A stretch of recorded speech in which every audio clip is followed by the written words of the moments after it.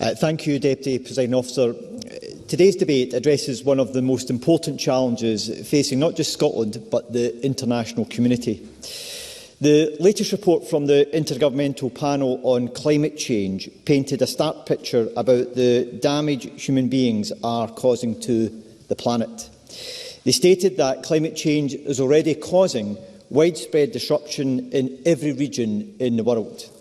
The 1.1 degrees centigrade of warming is resulting in droughts, extreme heat and record floods.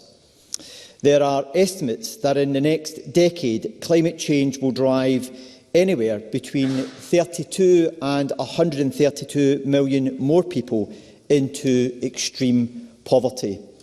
Global warming will jeopardise food security as well as increase heat-related mortality and other serious issues.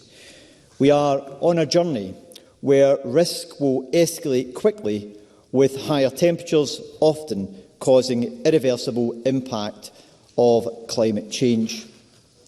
Inequity, conflict and development challenges heighten vulnerability to climate risk, as well as climate changes increasing the risk of conflict and exacerbating existing inequalities.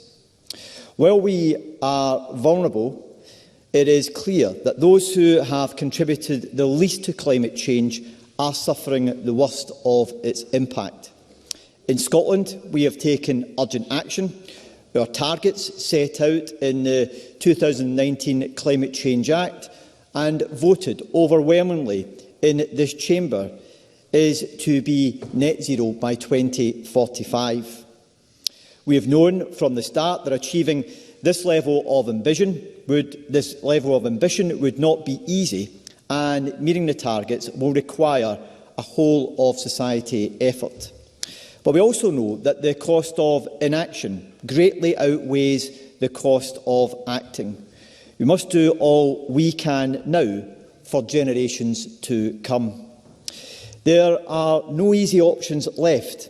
For us to avoid catastrophic impact, we must now take the difficult decisions needed for Scotland to do its part, protecting Scottish people and acting in solidarity with those facing loss and damage from climate change across the world.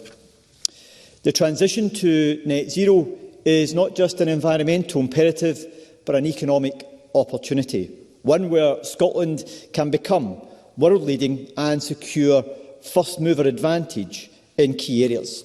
Scotland, for example, represents the world's largest commercial round for floating offshore wind. We are embracing the opportunity presented by net zero technologies such as renewable energy and the hydrogen economy, prioritising our world-renowned natural capital and building a sustainable and inclusive economy that is resilient to future shocks. More than happy to